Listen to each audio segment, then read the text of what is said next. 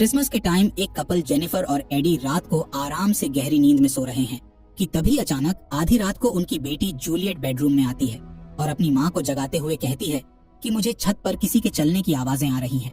तब जेनिफर उससे कहती है कि शायद कोई जानवर आ गया होगा। इतना कहकर वो जूलियट को उसके रूम में सुलाने के लिए ले जाती है।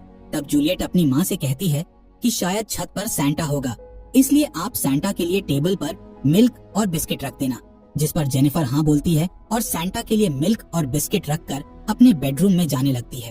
जिस दौरान वो नोटिस करती है कि घर का मेन डोर खुला हुआ है। उसे लगता है कि शायद एडी ने दरवाजा खुला छोड़ दिया होगा। अब वो दरवाजा बंद करके बेडरूम में आती है और एडी को बताती है कि जूलियट ने सैंटा के लिए मिल्क और बिस्किट रखवाया है, इसलिए मॉर्निंग में सैंटा बनकर उन्हें खा लेना ताकि जूलियट का दिल ना टूटे। इसके बाद जेनिफर और एडी सो जाते हैं, लेकिन जूलियट अभी भी जाग रही थी। तभी उसे घर के अंदर किसी के होने का एहसास होता है, इसलिए वो चेक करने के लिए नीचे आती है, जहाँ वो एक सैंटा को देखती है।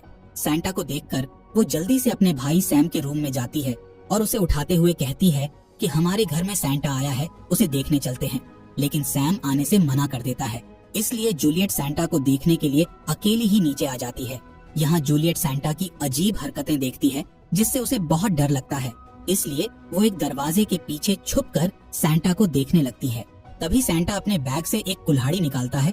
यहाँ हम देखते हैं कि सैंटा के हाथों पर खून लगा हुआ है, यानी कि ये सैंटा जूलियट के पिता नहीं बल्कि साइको किलर जॉकर है, जिसे सब आर्ट द क्लाउन नाम से जानते हैं। असल में ये जॉकर कोई इंसान नहीं बल्कि हेल से आया हुआ एक डीमन है और इसे मारना बहुत ही मुश्किल है। अब आर्ट सैम के रूम में जाता है और उस पर कुल्हाड़ी से हमला करके उसकी बॉडी के कई टुकड़े करके उसे बेरहमी से मार देता है। अपने भाई के रूम से आ रही आवाज सुनकर जूलियट बुरी तरह डर चुकी थी, इसलिए वो जल्दी से छुप जाती है। इसके बाद आर्ट जेनिफर के रूम में जाता है, जहाँ वो एडी के चेहरे पर कुल्हाड़ी से हमला कर देता है और उसे बुरी तरह मार देता है। तभी जेनिफर की नींद खुल जाती है और वो अपने हाथ पर लगे एडी के ब्लड को देखकर बुरी तरह डर जाती है। जब उसे पता चलता है कि एडी को मार दिया है तो उसकी हालत बुरी हो जाती है और वो चिल्लाने लगती है, जिससे आर्ट को बहुत मजा आने लगता है और वो एडी की बॉडी के टुकड़े करने लगता है। ये देख जेनिफर वहाँ से भागकर अपने बच्चों के रूम में आती है, जहाँ वो सैम की लाश देखकर रोने लगती है। अब जेनिफर घर से भागने लगती है कि तभी आर्ट उस पर कुल्हाड़ी फेंककर उसे घायल कर देता है और उसे जान से मार देता है। जिसके बाद आर्ट किचन में रखे मिल्क से बिस्किट खाने लगता है। बिस्किट खाने के बाद वो प्लेट को साफ करता है। इस दौरान उसे अलमारी से आवाज आती है। जब वो अलमारी चेक करता है तो उसे उसमें जूलियट दिखाई देती है, जिसे देखकर आर्ट जान से मार डालता है। अब हमें 5 साल पहले का सीन दिखाया जाता है। इस समय में आर्ट ने काफी ज्यादा मर्डर किए थे। इन्हीं में से जब एक मर्डर के सिलसिले में एक पुलिस ऑफिसर मर्डर सीन पर गया, तब उसे आर्ट की सिर कटी हुई बॉडी दिखाई दी। वो कुछ सोच पाता कि तभी आर्ट की बॉडी खड़ी हो जाती है और वो ऑफिसर को पकड़ लेती है। ऑफिसर उस पर गन से शूट करता है, लेकिन आर्ट को गोलियों से कुछ नहीं हो रहा था। देखते ही देखते वो पुलिस ऑफिसर को जान से मार देता है। इसके बाद हम आर्ट को एक ट्रेन में देखते हैं, जहाँ एक लेडी अकेली बैठी हुई थी। यहाँ हम देखते हैं कि आर्ट उस पुलिस ऑफिसर का सिर उठा लाया है और उसे अपने सिर की जगह पर लगाकर सामने बैठी हुई लेडी को डरा रहा है। दूसरी ओर हम एक मेंटल हॉस्पिटल को देखते हैं, जहाँ गार्ड को एक रूम से नर्स के चिल्लाने की आवाज आती है। जब वो चेक करने के लिए वहाँ जाता है, तब वो विक्टोरिया नाम की पेशेंट को देखकर घबरा जाता है। दरअसल विक्टोरिया प्रेग्नेंट थी और उसने बच्चे की जगह एक सिर को पैदा किया था, और ये सिर किसी आम इंसान की तरह नहीं बल्कि आर्ट के सिर की तरह दिखाई दे रहा था। यहाँ विक्टोरिया उस नर्स को मारकर उसे खा रही थी। दरअसल आर्ट ने एक बार विक्टोरिया को काट लिया था, तब से ही विक्टोरिया पागल हो गई और आर्ट के कारण वो इन्फेक्टेड हो चुकी थी। साथ ही विक्टोरिया का फेस भी अब डीमन की तरह हो गया था। देखते ही देखते अब विक्टोरिया अपनी ही बॉडी पार्ट को खाने लगती है। यहाँ हम दीवार पर देखते हैं, जहाँ विक्टोरिया ने ब्लड से एक हार्ट बनाया हुआ था, जिसमें उसने अपने नाम के साथ आर्ट का नाम लिखा हुआ था। यानी कि अब आर्ट अकेला डीमन नहीं है, बल्कि उसकी साथी भी अब धरती पर आ गई है। कुछ समय बाद वहाँ आर्ट आ जाता है। जब गार्ड बिना सिर की बॉडी को चलते हुए देखता है तो वो घबरा जाता है। इससे पहले कि गार्ड कुछ कर पाता, विक्टोरिया उस पर अटैक कर देती है और फिर आर्ट के साथ मिलकर उसे जान से मार डालती है। इसके बाद आर्ट विक्टोरिया के जरिए पैदा हुए सिर को अपनी बॉडी पर लगा लेता है और विक्टोरिया को लेकर एक खाली घर में आ जाता है। यहाँ विक्टोरिया को मिरर में अपना चेहरा दिखाई देता है तो वो गुस्से में उसे तोड़ देती है, जिसके बाद वो मिरर का टुकड़ा लेकर बाथ टब में जाती है और अपने हाथ की नस काट लेती है। वहीं आर्ट उसके सामने एक चेयर पर बैठ जाता है। ये दोनों 5 सालों तक इसी घर में बैठे रहते हैं। अब हमें प्रेजेंट टाइम दिखाया जाता है, यहाँ हम सिएना नाम की लड़की को देखते हैं जो कि 5 साल से मेंटल हॉस्पिटल में एडमिट थी।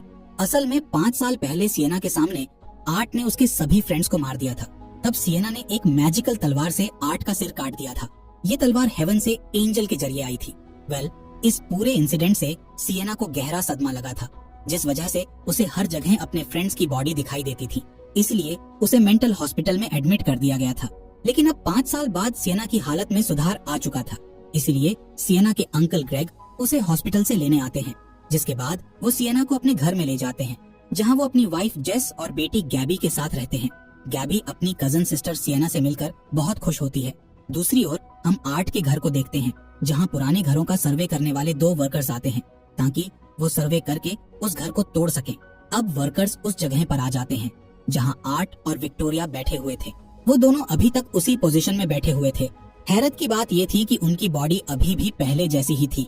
वर्कर्स को लगता है कि वो दोनों लाश हैं, लेकिन देखते ही देखते आर्ट और विक्टोरिया जिंदा हो जाते हैं और वर्कर्स को पकड़कर जान से मार डालते हैं। दूसरी ओर हम गैबी को देखते हैं, जो कि सिएना के सामान से उसकी डायरी निकाल लेती है और उसे पढ़ने लगती है। तब सिएना उससे डायरी छीन लेती है और उससे कहती है कि वो अपनी डायरी को ना पढ़े। इसके बाद गैबी और सिएना फैमिली के साथ बैठकर खाना खाते हैं, जिस दौरान सिएना को सामने वाली चेयर पर अपनी मरी हुई फ्रेंड दिखाई देने लगती है, जिसकी पूरी बॉडी से ब्लड निकल रहा होता है। दरअसल सिएना अभी भी अपने सदमे से पूरी तरह बाहर नहीं आ पाई थी। अब हम सिएना के भाई जॉनथन के हॉस्टल को देखते हैं, जहाँ जॉनथन की फ्रेंड माया अपने बॉयफ्रेंड से कहती है कि मैं एक क्राइम पॉडकास्ट शो को होस्ट करने वाली हूँ, जिसमें मैं ऐसे लोगों का इंटरव्यू लूंगी जिनके साथ कुछ क्राइम हुआ हो या फिर उनके सामने कोई क्राइम हुआ हो। तभी मिया की नजर जॉनथन पर जाती है, इसलिए वो जल्दी से उसके पास जाकर उससे सिएना के बारे में पूछती है, क्योंकि वो जानती थी कि सिएना ने आर्ट का सिर काटा था और अगर वो सिएना का इंटरव्यू लेगी तो उसे काफी ज्यादा व्यू मिलेंगे। यहाँ हमें पता चलता है कि मिया आर्ट की बहुत बड़ी फैन है, क्योंकि उसे आर्ट के किए हुए मर्डर केस बहुत अच्छे लगते हैं। मिया जॉनथन से कहती है कि मैं सिएना से मिलकर उससे आर्ट के बारे में जानना चाहती हूँ। इसी बीच जॉनथन के पास सिएना का फोन आता है, जिसमें वो जॉनथन को घर आकर उससे मिलने का कहती है। दूसरी तरफ हम आर्ट को देखते हैं, जो लोगों को टॉर्चर करने का तरीका देख रहा होता है, जिसके लिए वो एक चूहे पर एक्सपेरिमेंट करता है। इस एक्सपेरिमेंट में वो एक चूहे को गैस से जमा देता है और फिर उसे टेबल पर पटक पटक कर तोड़ देता है। इसके बाद आर्ट एक बार में जाता है, जहाँ वो सैंटा बने हुए आदमी को देखता है। यहाँ आर्ट सभी से मजाक मस्ती करता है, पर कुछ देर बाद लोग उससे परेशान होने लगते हैं, इसीलिए लोग आर्ट को पीटने के लिए आगे बढ़ते हैं।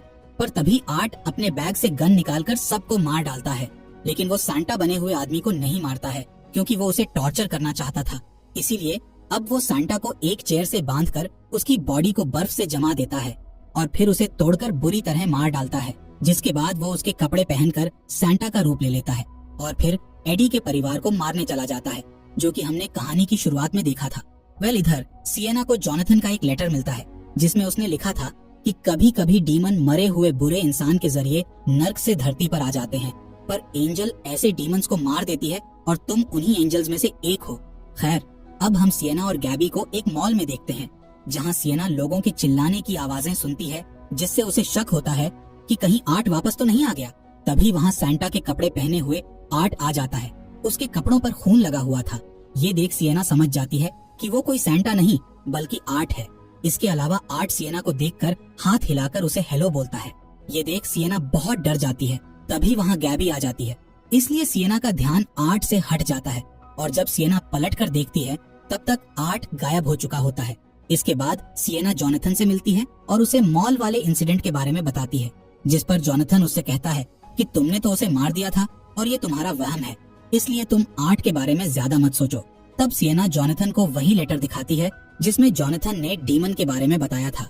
सिएना उससे कहती है कि आर्ट एक छोटी लड़की की मदद से नर्क से यहाँ आया था, पर इस बार वो विक्टोरिया नाम की पेशेंट की मदद से नर्क से बाहर आया है, क्योंकि विक्टोरिया उसी की तरह हरकत करती थी और वो अब हॉस्पिटल से गायब है।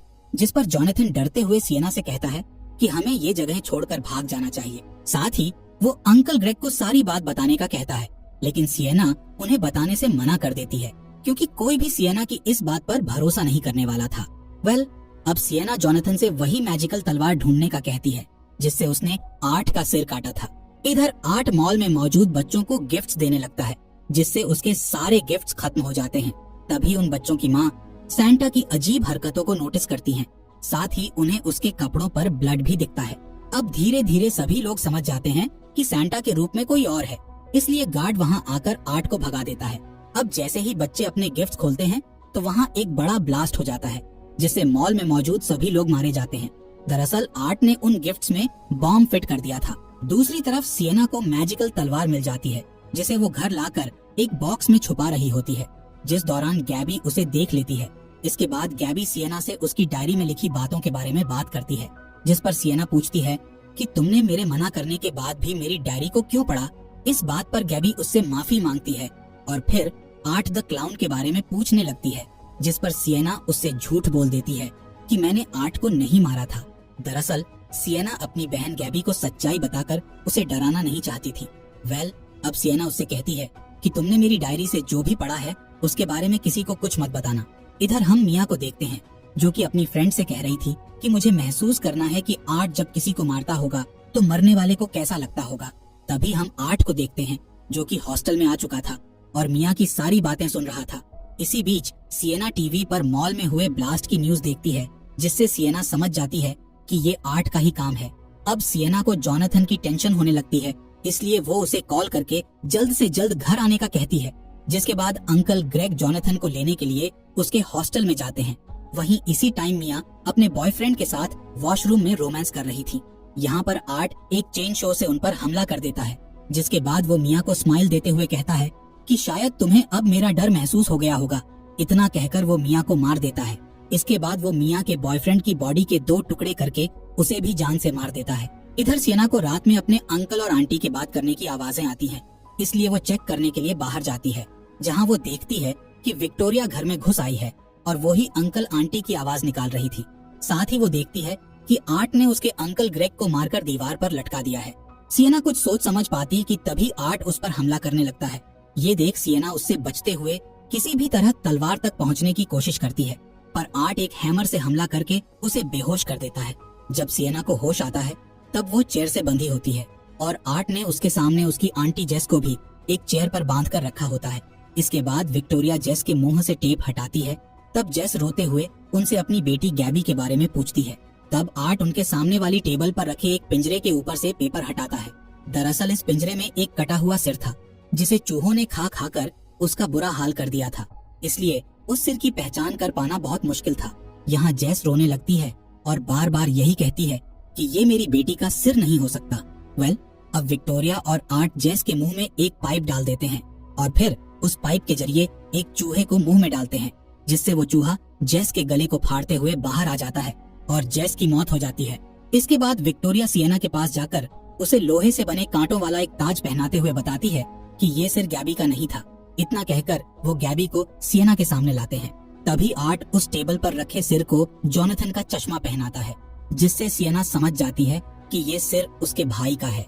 ये जानकर सिएना चिल्लाते हुए रोने लगती है और गॉड को आवाज लगाने लगती है, जिस पर विक्टोरिया उसका गला दबाते हुए कहती है कि यहाँ कोई गॉड नहीं है।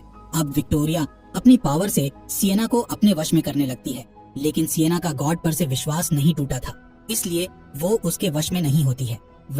अब वो दोनों गैबी को मारने का सोचते हैं, जिस दौरान गैबी उनसे आखिरी विश मांगते हुए कहती है कि अगर तुम ही हमारे गॉड हो तो मारने से पहले मुझे अपना एक गिफ्ट खोलने दो, जिस पर आर्ट उसकी बात मान जाता है। जिसके बाद गैबी विक्टोरिया को एक बॉक्स की तरफ इशारा करते हुए उसे उठाने का कहती है और उस बॉक्स को सिएना के हाथों से खुलवाने का कहती है। दरअसल इस बॉक्स में मैजिकल तलवार रखी हुई थी, इसलिए गैबी अपने इस आइडिया से उस तलवार को सिएना तक पहुंचाना चाहती थी, पर विक्टोरिया बहुत शातिर थी। वो बॉक्स देने से पहले सिएना के हाथों की उंगलियां काट देती है, लेकिन सिएना किसी तरह उस बॉक्स को ओपन करती है और हम देखते हैं कि सिएना के तलवार छूने से उसकी उंगलियां ठीक हो गई हैं। इसके बाद सिएना उस तलवार को उठाकर सीधे आर्ट के गले पर वार करती है और फिर वो विक्टोरिया के सीने पर वार करके उसका सिर काट देती है, जिससे विक्टोरिया की मौत हो जाती है।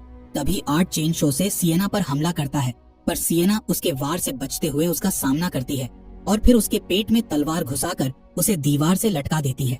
इसी बीच विक्टोरिया का ब्लड एसिड में बदल जाता है, जिससे वहाँ नर्क का रास्ता खुल जाता है और गैबी उसमें गिरने लगती है। इसलिए सिएना उसे बचाने जाती है और उससे तलवार को पकड़कर ऊपर आने का कहती है, पर वो गैबी को ऊपर खींच पाती। इससे पहले ही गैबी तलवार के साथ नर्क में गिर जाती है। अपने पूरे परिवार को खोने के बाद सिएना पूरी तरह टूट चुकी थी, इसी बीच सिएना देखती है कि आर्ट वहाँ से भाग गया है। खैर, यहाँ सिएना डिसाइड करती है कि वो नर्क में जाकर उसकी बहन और उस तलवार को बाहर निकाल कर लाएगी। अब हम कुछ समय बाद का सीन देखते हैं, जहाँ एक बस में बैठी लेडी डीमंस वाली बुक पढ़ रही होती है। तभी अगले बस स्टॉप से हम आर्ट को बस में चढ़ते हुए देखते हैं। यहाँ आर्ट उस लेडी को डराने लगता है। इसका मतलब था कि आर्ट उसे मारने वाला है और वो इसी तरह आगे भी लोगों को टॉर्चर करके उन्हें मारेगा।